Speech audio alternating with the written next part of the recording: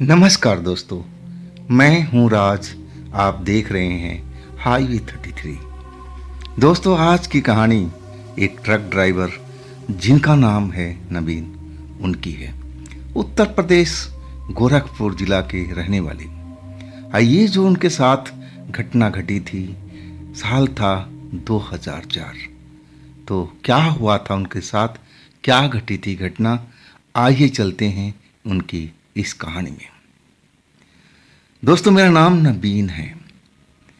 लोग बाग मुझे बबलू के नाम से भी जानते थे, क्योंकि मेरा नाम जो मेरी माँ थी वो बबलू बबलू कह करके ज़्यादा ही पुकारती थी। नवीन तो वो बोलती नहीं थी। खैर, मैं बबलू नाम से प्रसिद्ध था, लेकिन जो मेरे पिता थे वो मुझे नवीन के नाम से ही पुकारते थे। खैर, ये तो मेरा परिचय हो गया। मैं बता दूं कि मेरे परिवार में कौन कौन है।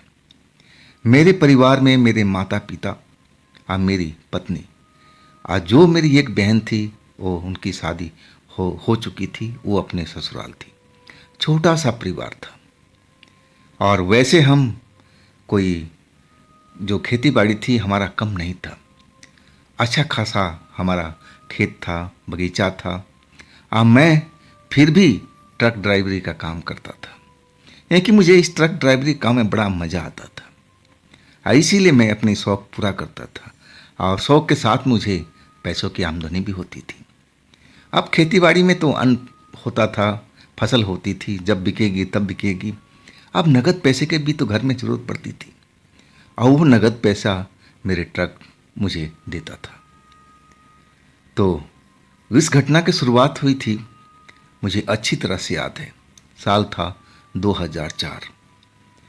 मेरी शादी को लगभग 1.5 साल हो चुका था, और मेरी पत्नी देखने में तो हष्ट पुष्ट थी, लेकिन उसकी एक समस्या थी। जो समस्या बाद में पता चला, उसको वो दिल की मरीज थी, हार्ट का पेशेंट थी। लेकिन मेरी माँ जो थी, ना तो वो हार्ट की पेशेंट थी, ना कोई उनको और बीमारी था। अचानक पहले तो मेरी पत्नी को हार्ट अटैक आया, और हॉस्पिटल जब हम लोग लेके पहुँचे तो पता चला कि वो तो रास्ते में दम तोड़ चुकी है। ये सदमा तो मेरे लिए तो बहुत ज़्यादा ही बड़ा था। मैं इस सदमे से उबरने का कोशिश करने लगा, लेकिन अभी पूरे 6 महीने भी नहीं हुए थे, और तभी मेरी माँ को वही दिल की धड़कन रुक गई। हार्ट अटैक उनको भी आ चुका था। अब मेरी आंखों के सामने रात को करीब 12 साढ़े 12 का वक्त था, और उन्होंने दम तोड़ दिया। फिर भी हम लेके गया हॉस्पिटल में, और वही हुआ। डॉक्टर ने उनको बोल दिया कि आपने ले आने में देर कर दी। आप तो जैसे लगा कि मेरे घर पर किसी की बुरी नज़र लग चुकी है। ऐसा कैसे होता है भाई? दो मौत 6 महीने के अंदर में, और दोनों हार्ट अटैक की वजह से। ये सदमा मैं तो बर्दाश्त ही नहीं कर पा रहा था। मैं अपनी पत्नी का सदमा ना जाने कैसे कैसे झेल लिया था, लेकिन माँ का जो मौत थी ना, मुझे हिला के रख दिया था। मैं तो पागल की तरह हो चुका था। और मेरे जो पिता थे वो तो एकदम और सदमे में आ चुके थे। वैसे ईश्वर में बहुत उनकी आस्था थी। आप भगवान का पूजा भी करते थे, पूजा पाठ करते थे, लेकिन इस सदमा ने उनको एक तरह से झकझोर के रख दिया था। और अधिकांश वो हमारे घेर में रहते थे। घेर का मतलब हमारा जो बगीचा था उसमें बाउंड्री किया हुआ था, 2 घर उसमें बने हुए थे, और वहाँ पर हमारा ट्रैक्टर, हल, जो कृषि से जो यंत्र होते थे कृषि के लिए, सब कुछ उस घेर में होते थे। अब मेरे पिता तो ज़्यादातर उनका टाइम उस घेर के अंदर में ही बीतता था। अब मैं भी अपना ट्रक ले आकर के जब भी रात को लौटता तो उसी घेर के अंदर में खड़ा करता, क्योंकि आगे गांव में जो रास्ता था ट्रक के लायक नहीं था। और उसके बाद जो हम वहाँ से अपने घर तक पैदल ही जाता था। लगभग 1.25 किलोमीटर के सफ़र मुझे पैदल तय करना पड़ता था। ये तो रोज़ का काम था। अब इस मौत ने हम दो लोगों को बड़ी बुरी तरह से एक तरह से अनाथ कर दिया था। एक तो मैं था, एक मेरे पिता। पिता तो ऐसे इस खामोश हो गए थे कि कुछ बोलते ही नहीं थे, हमेशा चुपचाप रहते थे। गांव के लोग आते थे मिलने के लिए और उनको हंसाने का, मन बहलाने का कोशिश करते थे, उनके जो यार दोस्त थे, लेकिन वो चुपचाप उनकी तरफ देखते रहते।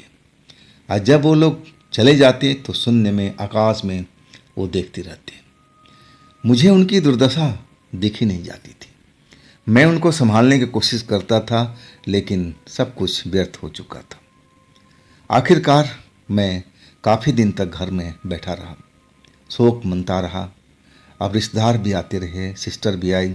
सिस्टर भी ने भी मेरे पिताजी को बहुत समझाई कि जाने वाले तो चले गए, अब उनके पीछे शोक मनाना इतने दिन तक चलो ठीक रहा, लेकिन अब तो आप होश में आइए।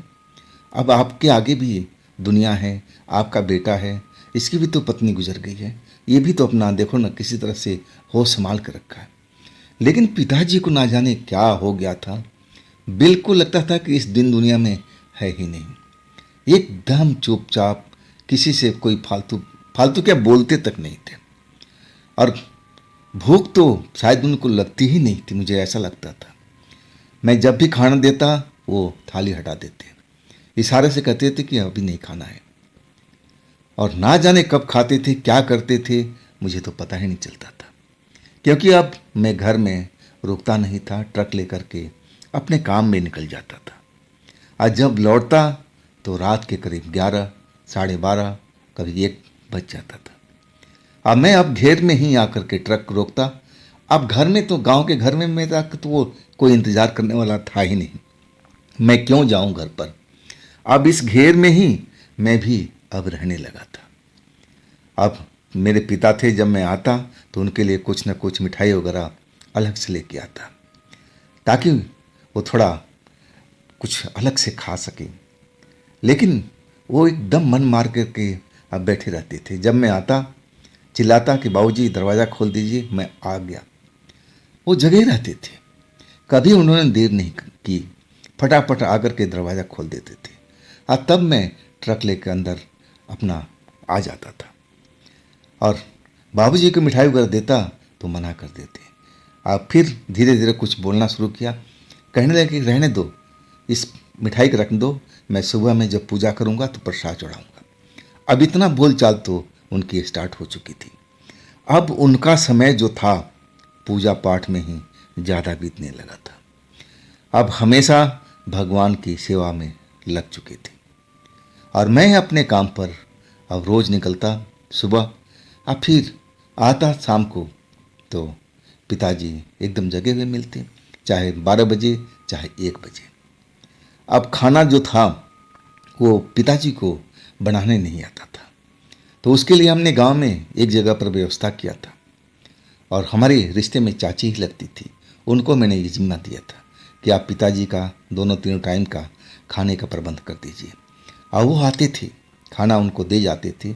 कभी पिताजी का मूड हुआ तो खाना खा लिया, और नहीं तो मैं आता था तो देखता था खाना थाली से ढका हुआ है, खाना को उन्होंने छुआ तक नहीं था।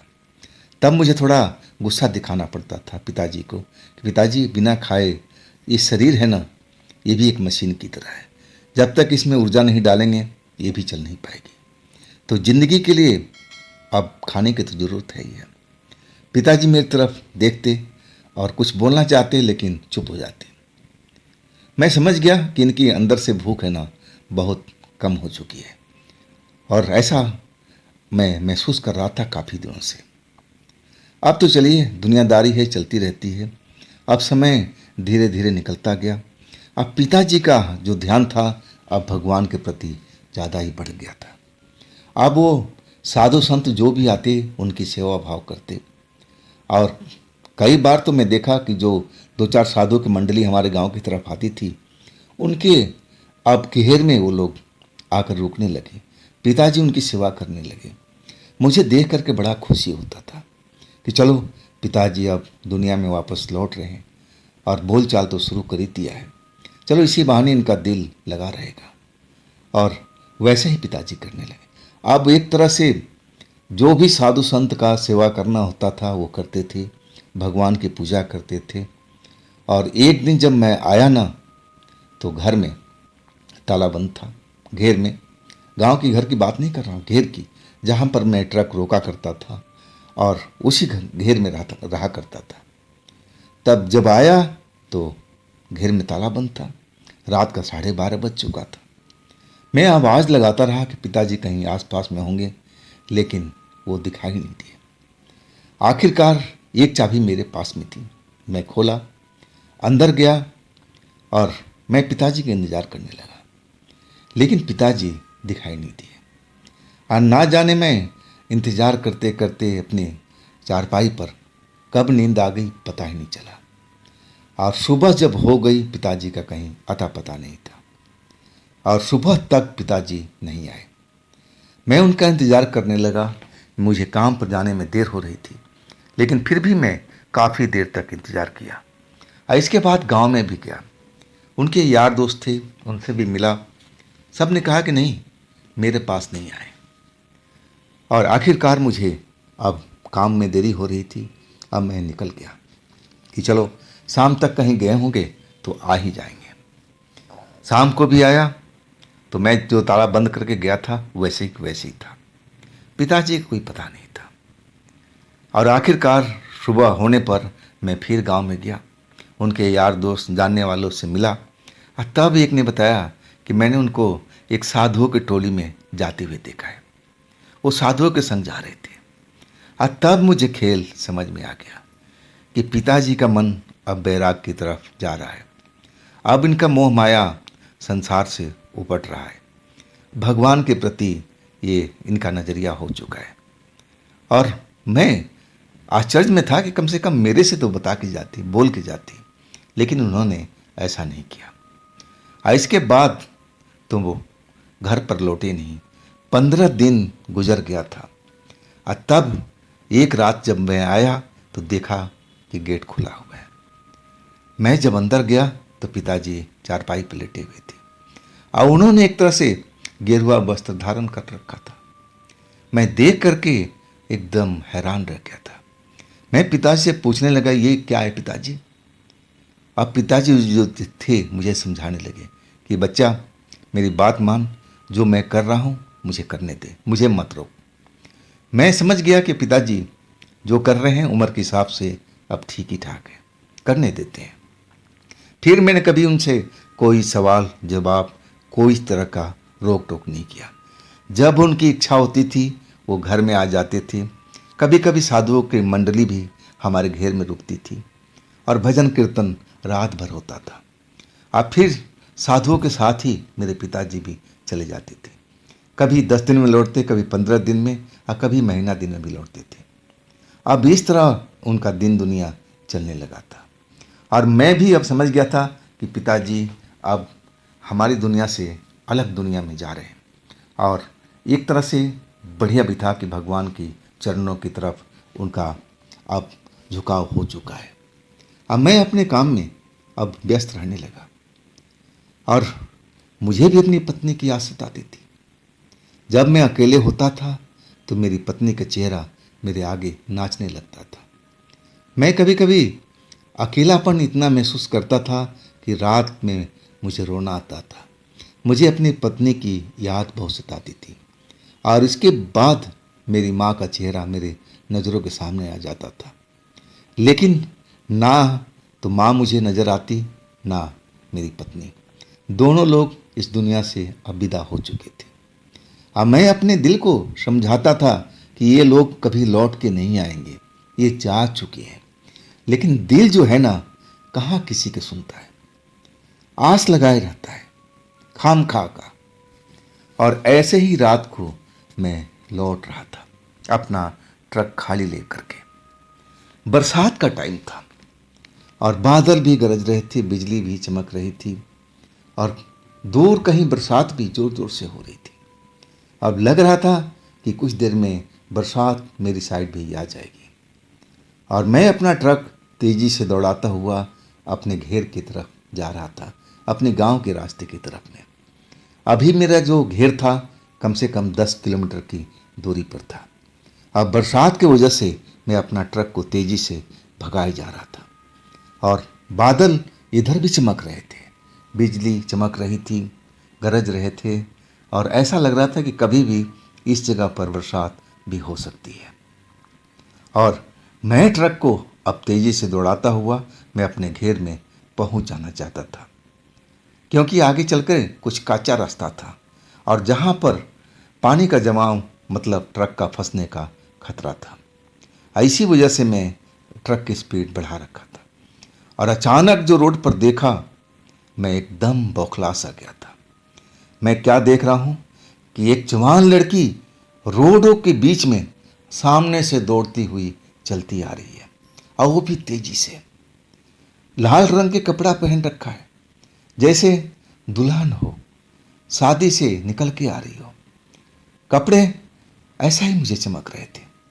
अगर मैं ब्रेक नहीं लगाता तो वो लड़की मेरे ट्रक से टकरा ही जाती, लेकिन भगवान का शुक्र था कि मेरा पैर ब्रेक पर तेजी से लग चुका था और एक जोरदार आवाज़ के साथ मेरी ट्रक चीख पड़ी, चूं करके आवाज़ आई और फिर मेरी ट्रक रुक गई।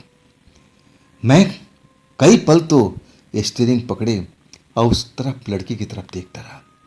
लड़की बिल्कुल मेरे ट्रक की बॉडी के सामने खड़ी थी और वो वहीं से मुझे घूर रही थी। देखने में 22, 23, 25 साल के आसपास की ज्योति लग रही थी और लग रहा था कि शादीशुदा ऐसा है। जो कपड़ा उसने पहन रखा था वो कोई दुल्हन पहनती है, लेकिन पूरा कपड़ा नहीं था। जितना दुल्हन पहनती है उतना कपड़ा नहीं था, आधा अधूरा था। फिर भी लग रही थी कि दुल्हन ही है। बाल खुले हुए थे और जब तेज हवा चल रही थी, बिजली चमक रही थी तो बाल उसके उड़ रहे थे और जब बिजली चमकती तो मैं उसको अच्छी तरह से साफ देख रहा था और वैसे भी हेडलाइट की रोशनी काफ़ी थी उसके लिए। मैं कई पल तो बस ट्रक के स्टीयरिंग पर ही हाथ रखे बैठा रहा। अब इसके बाद मुझे गुस्सा आ गया कि ये लड़की जानबूझ के मेरे ट्रक से टकराना चाहती थी। क्या इसका ऐसा इरादा था? क्या मौत के लिए इसने मेरा ही ट्रक चुना था? अगर इसको कुछ हो जाता तो मैं तो फंस जाता ना। यही गुस्सा मेरे अंदर अब आया हुआ था। मैं जल्दी से ट्रक से नीचे उतरा और उस लड़की के पास पहुंचा। अब बोला, मैडम ये तुम क्या कर रही थी? तुम्हें पता है कि तुम इस ट्रक से टकरा जाती तो तुम्हारा क्या हाल होता? वो लड़की खामोश थी, चुपचाप मेरी तरफ अब देख रही थी, जरा भी अपना होठ तक हिला नहीं रही थी, बस खामोश नज़र से मुझे घूर रही थी। अब मैं जो अपने दिल का गुस्सा था उस पर उतार रहा था। मैं कह रहा था कि अगर मैं ब्रेक नहीं लगाता तो तुम्हारी मौत तो कभी की हो जाती, तुम तो स्वर्गवासी हो जाती और उसके साथ मैं भी फंस जाता। ये तुमने ऐसा क्यों किया? और तुम कहाँ के रहने वाली हो भाई? किस गांव की हो? क्योंकि मैं अपने गांव के आसपास को अच्छी तरह से जानता था। लोग बाग अब हमारे जो पिताजी थे उनसे मिलने भी आते थे। पहले भी एक तरह से हमारे जो गांव के मुखिया थे हमारे पिताजी थे। अब वो चुनाव हार चुके थे और उसके बाद वो मुखिया नहीं बने। लेकिन जितने लोग आते थे जाते थे, अब मैं आसपास में जितने लोग थे पहचानता जरूर था। गांव की वो लड़की है, कहीं दूर गांव की लड़की थी जिसको मैं पहचान नहीं पा रहा था। खैर, मैं पूछता रहा उससे कि तुम किस गांव की हो, बता भी दो, ऐसा तुमने क्यों किया? लेकिन खामोश थी वो। और तब मुझे लगा कि ये सदमे में आ चुकी है, डर इसके शरीर में बैठ गया है। मैं ट्रक से पानी की बोतल निकाल के लाया। अब फिर मैं उस लड़की को दिया, यानी कि पहले आप पानी पियो, आप शांत हो जाओ, अब डरो मत, तुम्हारी जान बच गई है। अब इसके बाद उस लड़की ने पानी का घूंट भी भरा। अब फिर जैसे वो होश में आई हो ऐसा मुझे एहसास हुआ। मैं फिर पूछने लगा कि तुम कौन सी गांव की हो और इस तरह आधी रात के वक्त कहाँ भागती जा रही थी? तब उसने कहा कि मैं दूर गांव की रहने वाली हूँ और मैं अपने घर से भागी हूँ। मैं अपने प्रेमी के साथ में, मेरा प्रेमी मेरे साथ धोखा दिया है। मेरे सारे जेवर जेवरात लेकर के अब मुझे अकेले में छोड़ करके ना जाने कहाँ चला गया। और तब से मैं भटकती हूँ, कभी इधर कभी उधर, और लोगों की निगाह से बच के रहती हूँ। रात के टाइम मैं रोड पर निकलती हूँ, और बाकी दिन के टाइम किसी सुरक्षित स्थान पर बैठ जाती हूँ। मैं जब उसकी बात सुना, मुझे बहुत हैरानी हुई कि लड़की घर से भागी, और वो भी प्रेमी के साथ में। प्रेमी ने उसके साथ धोखा दिया। मुझे लगा कि इसकी मुझे मदद करनी चाहिए। चलो, मैंने बोला कि ट्रक में बैठ जाओ, मैं तुम्हें सुरक्षित जगह पर ले चल रहा हूँ। लेकिन सुन लो, मेरे घेर के अंदर में मेरा कोई परिवार नहीं है, मैं अकेले रहता हूँ। और मेरे पिताजी अब एक तरह से साधु बन चुके हैं, कभी आते हैं और कभी नहीं आते हैं। हो सकता है कि आज भी ना हो, तो इसलिए आप सोच समझ लो कि मेरे साथ में चलना है या नहीं चलना है। लेकिन वो लड़की एकदम तैयार हो गई और मेरे ट्रक में बैठ गई। अब फिर मैं उसको अपने घेर की तरफ ले चला। घेर के पास पहुंचते ही बारिश जोरों से स्टार्ट हो चुकी थी। एकदम बादल गरज रहे थे, बिजली चमक रही थी और मूसलाधार बारिश स्टार्ट हो चुकी थी। जब तक हम लोग कमरे के अंदर पहुंचे, ट्रक अंदर खड़ा किया, और तब तक तो बारिश बहुत तेज हो गई थी। ट्रक से उतरते हम दोनों के दोनों भीग गए थे और आखिरकार कमरे में पहुंच गए थे। मैंने उसको तौलिया उलिया दिया कि अपने बाल चेहरा सब साफ कर लो, और देखो यहाँ पर तुम्हारे लायक कोई पहनने लायक कपड़ा नहीं है। हाँ, मेरा पजामा कुर्ता है, अगर आपको लगता है तो अपना ड्रेस आप चेंज कर सकती हो। हाँ, तुम्हारे लायक कपड़ा मेरे गांव के घर में है, वो मैं कल ले आ करके आपको दे दूंगा। और इसके बाद मैं पूछा कि क्या आप भूखी हो? उसने हाँ में सर हिलाया। अब मैं कुछ न कुछ अपने गाड़ी में रखता था, कोई ड्राई फ्रूट, बिस्किट वगैरह ऐसी चीज़, और मैं ला करके अब उनको दे दिया कि आप इसी से आज काम चलाओ और सुबह के सुबह देखी जाएगी। मैं तो ढाबा में खाना खा के आया था और मुझे मालूम था कि पिताजी होंगे नहीं। आप वास्तव में पिताजी भी थे भी नहीं। उसने जो भी मैंने दिया उसको बड़े चाव से खाया। अब फिर वो अपने बाल वाल सुखाने लगी। अब फिर कहने लगी कि मैं कहाँ सोऊंगी, मेरा बिस्तर कहाँ पर आप देंगे। अब वहाँ पर पिताजी का भी बिस्तर था, मेरा भी था, 2 कमरा था, लेकिन एक में अब ज़्यादातर कबाड़ भरा हुआ था। जो खेती गृहस्थी का सामान था उसमें भर दिया गया था। अब एक ही कमरा था जिसमें मैं और पिताजी सोया करते थे। मैंने बोला, देखो ये कमरा तो मेरा कबाड़ से भरा हुआ है, उसमें सारे जो कृषि से संबंधित यंत्र है वो रखा हुआ है। अब यही कमरा है। हाँ, चारपाई अलग अलग है, आप जिस चारपाई पे ये मेरे पिताजी सोया करते हैं, अगर इस पर आप लेट सकती हैं तो इस पर लेट जाइए, अगर मेरे वाले पे लेटना है तो मेरे वाले पे लेट जाइए। आखिरकार वो मेरे पिताजी की चारपाई पर जा कर के बैठी। अब बैठते ही वो उठकर खड़ी हो गई। वो बिस्तर को देखने लगी, जैसे उस बिस्तर पर कोई नुकीली चीज़ रखी हो, ऐसा कोई चींटी रेंग रही हो। वो बार बार अब मुड़ कर देख रही थी। मैं पूछ ही बैठा, ऐसा क्या हुआ बिस्तर में, क्या गंदगी है? लाओ मैं झाड़ देता हूँ, तब तक आप इस पर आकर के बैठ जाओ, मैं सफाई कर देता हूँ। वो लड़की सीधे अब मेरे बिस्तर पर आ गई थी और आते ही लेट गई। जब तक मैं पिताजी वाला खाट को सही करता, बिस्तर झाड़ झूड़ करके रेडी करता, और तब तक मैं देख रहा हूँ कि वो तो सो चुकी है, आंखें बंद कर लिया। मैं अब पिताजी के बिस्तर पर ही आकर के लेट गया। और उस रात कोई खास बातचीत नहीं हो पाई।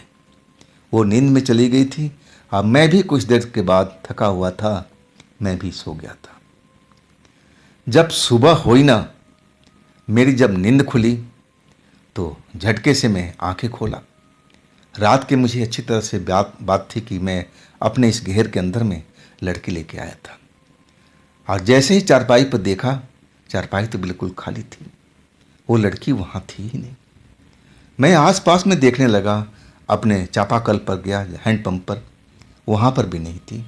मैं जो घेर का एरिया था अच्छी तरह से देख लिया, लेकिन लड़की का कोई नामो निशान नहीं था। मैं आश्चर्य में पड़ गया कि लड़की इतनी सुबह सुबह कहाँ चली गई, और वो भी बिना बताए हुए। चलो, ये बात उसने ठीक नहीं किया है। अगर जाती भी तो मुझे जगा देती कि मैं जा रही हूँ, मैं भला कौन होता रोकने वाला। लेकिन बिना बताए चली गई थी। मुझे इस बात का चिंता था। मैं बाहर खेतों में भी गया, बगीचों में भी गया, कहीं हो सकता है कि बाहर चली गई हो, बगीचे में घूम रही हो, लेकिन हर जगह मैं देख कर के आ गया, वो कहीं पर भी नहीं थी। आखिरकार मुझे अपने काम पर निकलना था।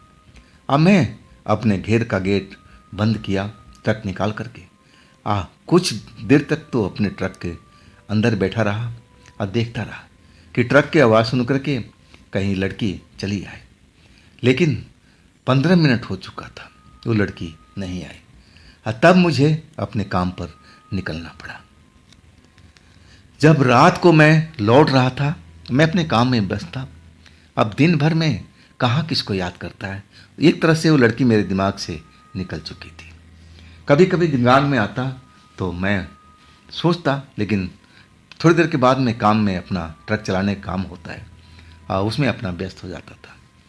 लेकिन जब मैं शाम को लौटने लगा, जिस ढाबा पर मैं रुका खाना खाने के लिए, ना जाने मेरी क्यों अंदर से इच्छा हुई कि कहीं वो लड़की रात में लौट के आ गई हो तो फिर क्या होगा। भूखी होगी, क्यों ना उसके लिए खाना पैक करवा ले, क्या पता रात में आ गई हो। और मैंने उसके लिए भी खाना पैक करवा लिया और चल पड़ा अपना घेर की तरफ में।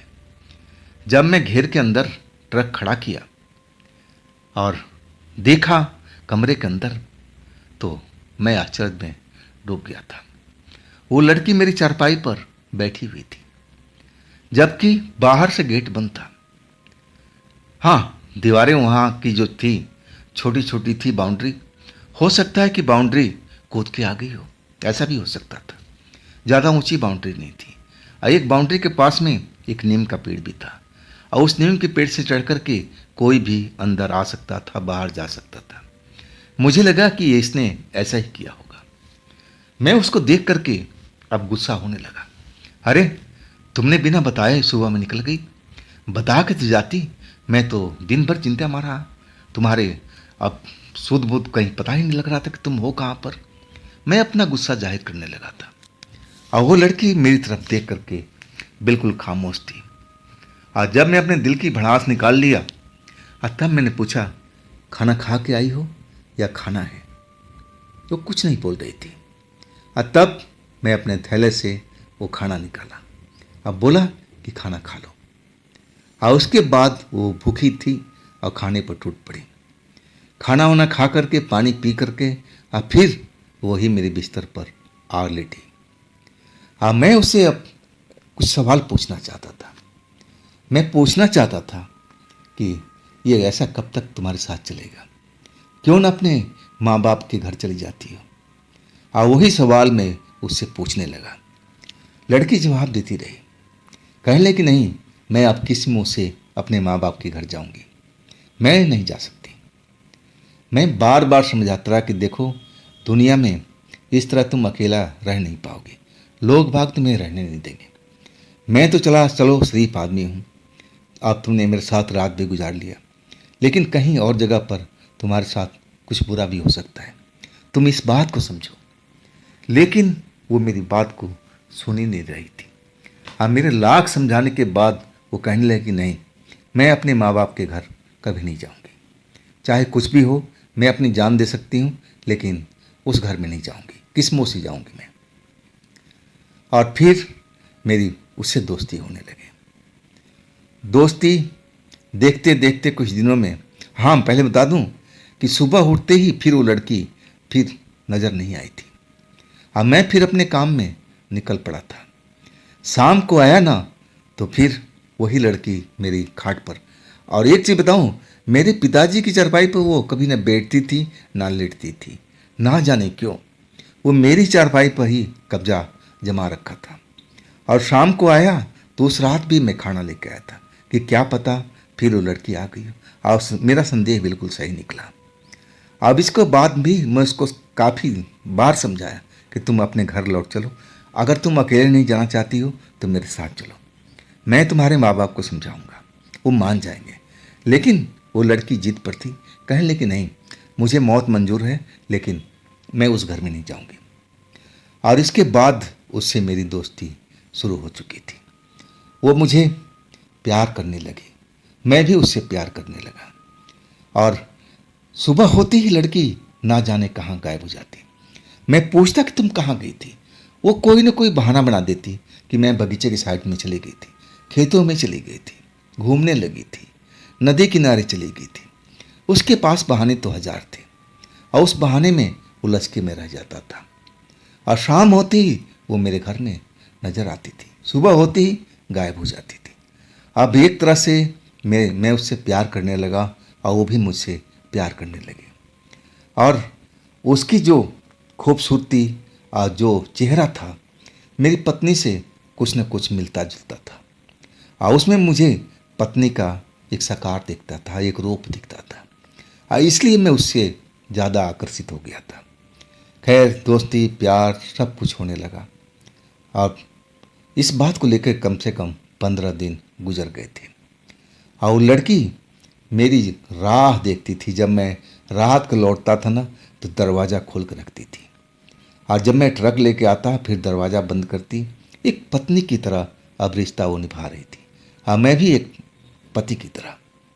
उसके लिए मैं खाने का ख्याल रखता था, लेकिन वही होता था, सुबह जैसे उठता घर से गायब हो जाती थी। अब मुझे उसी बात पर गुस्सा आता था। शाम को डांटता था तो रोने लगती थी, कहने लगती थी कि मुझे अकेले घर में बैठ कर के अच्छा नहीं लगता, आप तो सोए हुए थे, मैं तो जल्दी जाग गई थी। अब बोरियत मुझे होने लगी। अब मैं खुली हवा में सांस लेने चली गई थी, नदी किनारे चली गई थी, बगीचे में चली गई थी, खेत में चली गई थी। और इस तरह ही वो बहाना मेरे साथ बनाने लगी थी। अब मैं उसकी बातों में आ जाता था। खैर 15 दिन के आसपास गुजर गया था, और वो एक तरह से मेरी पत्नी बन चुकी थी, और मैं उसका पति। सारा रिलेशनशिप हमारा स्टार्ट चल रहा था, हो चुका था, पत्नी पत्नी की तरह। और गांव वाले जो थे ना, तो उनको कोई इस बारे में खबर था, क्योंकि ये सब खेल रात में ही होता था। वो रात में ही मुझे नजर आती थी, और सुबह होते ही अब ना जाने कहाँ चली जाती थी। अब 15 दिन के बाद मेरे जो पिता थे अब साधुओं की मंडली लेकर के उस घर में आ चुके थे। वो शाम को आ गए थे। अब मैं जब लौटा करीब 1 बजे रात को, तो अंदर कीर्तन भजन चल रहा था।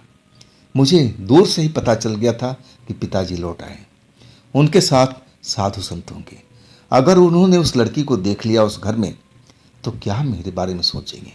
मैं तो उनको मिला तक नहीं, ना बता सका कि वो मेरी अब पत्नी है, मैं उससे प्यार करता हूँ, वो मुझसे करती है।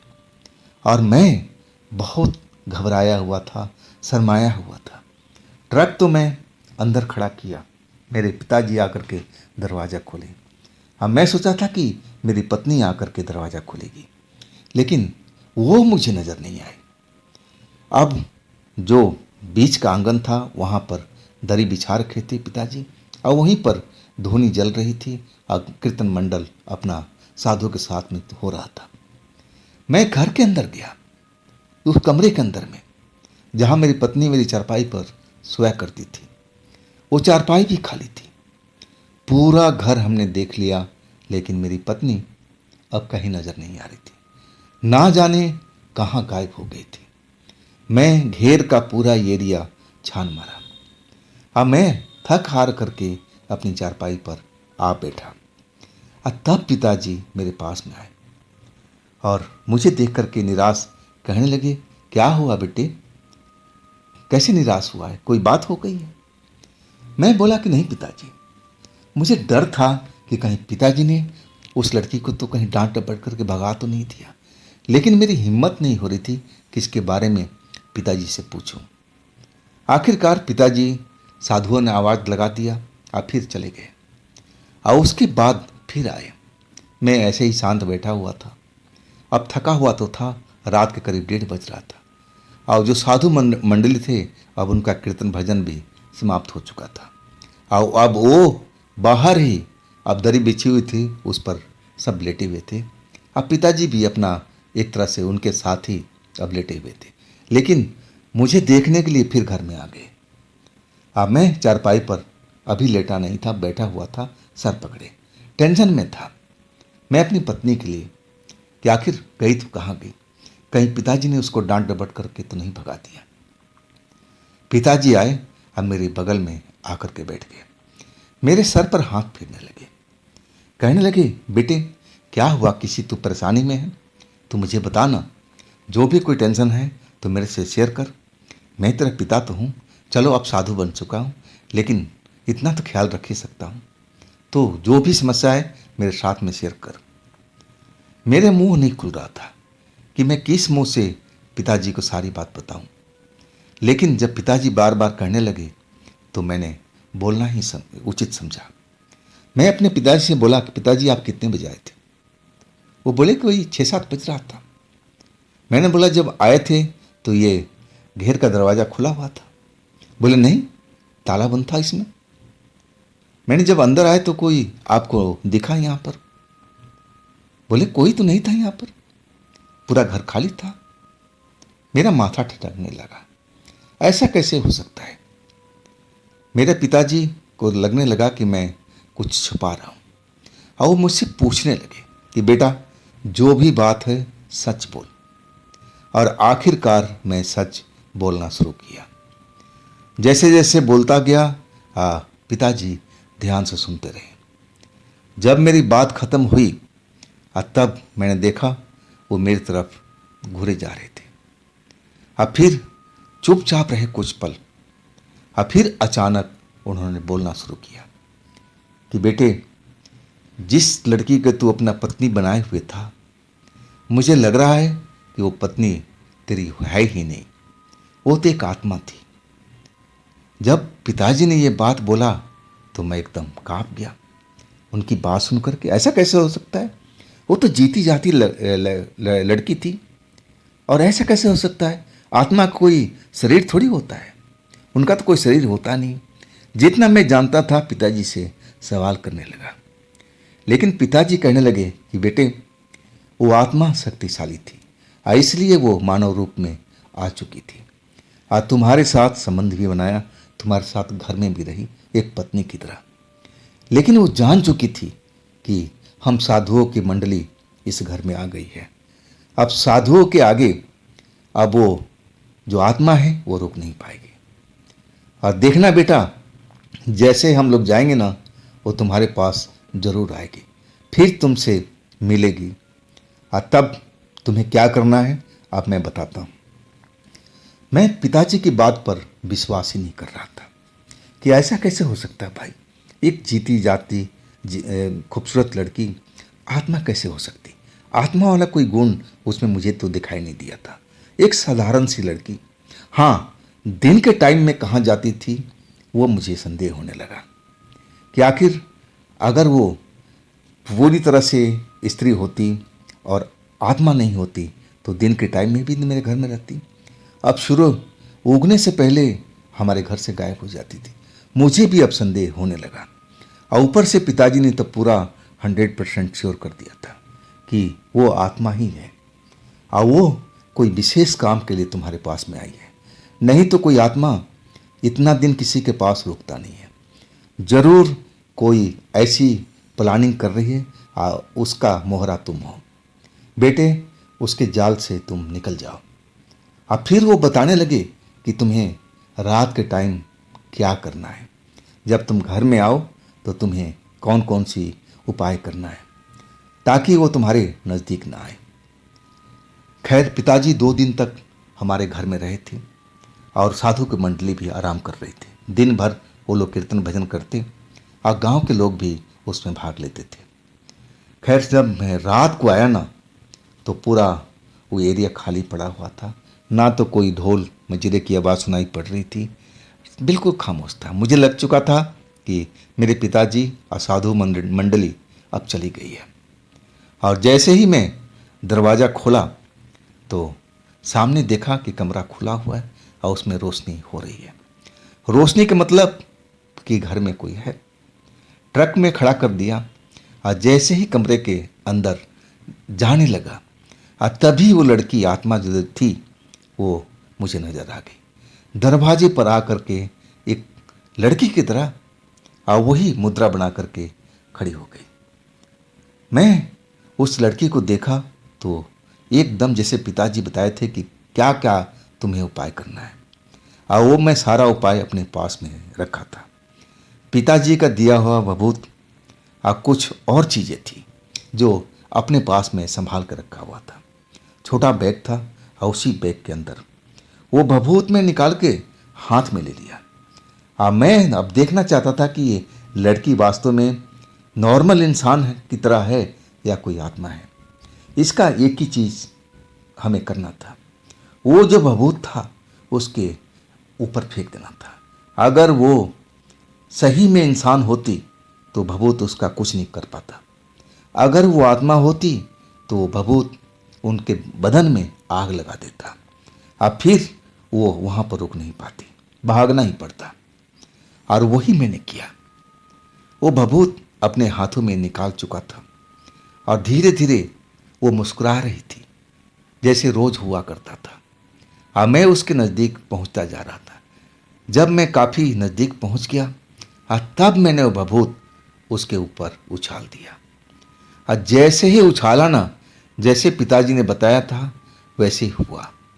वो भभूत ने तो आग पकड़ लिया था, चिंगारी सी पूरी निकली। और वो आत्मा लड़की एकदम डर करके उस आग से अब बाहर की तरफ भागी। मैंने देखा चिंगारी निकल रही थी उसके कपड़ों से। अब फिर देखते ही देखते वो धुआं की तरह हुई और वो जो बाउंड्री थी वो बाउंड्री में घुस करके ना जाने कहाँ निकल चुकी थी। सही मायने में वो दृश्य देख करके मुझे लगा कि मैं ज़मीन पर गिर जाऊंगा, मैं बेहोश हो जाऊंगा, इतना मुझे डर लगा था। अब पिताजी की बात बिल्कुल सही निकली। वो सही में एक वो आत्मा ही थी। ना जाने किस मकसद से मेरे पास रह रही थी, उसका इरादा क्या था ये तो मैं जान नहीं पाया। लेकिन पिताजी जो बताए थे कि हो सकता है कोई ऐसा दिन की वो फिराक में हो जो उसके लिए शुभ हो। वो कोई ऐसा कांड तुम्हारे साथ करना चाहती थी, उसी दिन को तुम्हारी जीवन लीला को समाप्त करने वाली थी, ताकि तुम्हारी आत्मा को अपने साथ रख सके। मुझे तो ऐसा ही लग रहा था, पिताजी का कहना था। अब मुझे मेरे पिताजी की बात पर विश्वास होने लगा था। जो उन्होंने कहा था सब कुछ ऐसा ही निकला। इसका मतलब जिस लड़की को मैं अपना पत्नी बना के रखा था वो वास्तव में एक शैतानी आत्मा थी और मेरे साथ ना जाने क्या खेल खेलने वाली थी। और तभी तो सुबह होते ही वो दिखाई देना बंद हो जाती थी, ना जाने कहाँ छिप जाती थी, और रात होते ही वो मेरे घर में आ जाती थी। और सही में जब पिताजी मेरा जब लौटे 10-12 दिन के बाद आते ही पूछे कि क्या हुआ बेटे, और तब मैंने बताया। तब पिताजी कहने लगे कि बेटे ऐसे आत्माओं से बच के रहना चाहिए। और इसके बाद मुझे एक माला दिए थे कि ये अपने गले में टांग लगा के रख, तो देर रात में आता जाता रहता है और वो भी अकेला, ये माला तेरी रक्षा करेगा। और सही में उसके बाद कभी भी उस लड़की को आत्मा को मैंने नहीं देखा। इस बात को कम से कम 3 महीना बीत चुका था। और फिर मुझे सपने में वो दिखाई दी एक रात को, और सपने में वही रूप था और मुझसे कह रही थी कि देखो मैं तुमसे बहुत प्यार करती हूँ, और तुम ये जो माला गले में पहन रखे हो और जो घर में भभूत रखी हुई है वो सब बाहर कर दो, मैं फिर आऊँगी, तुमसे वैसे ही प्यार करूँगी। मैं तुमसे वादा करती हूँ कि तुम्हारा कोई नुकसान नहीं पहुँचाऊँगी।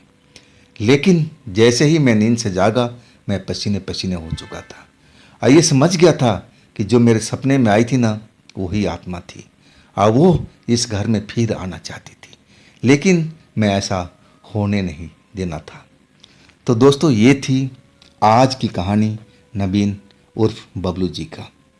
अगर आपके पास भी ऐसी कोई घटना है जो आप मुझे बताना चाहते हैं तो आप मुझे इंस्टाग्राम पर या मेरे व्हाट्सएप नंबर पर आप संपर्क कर सकते हैं।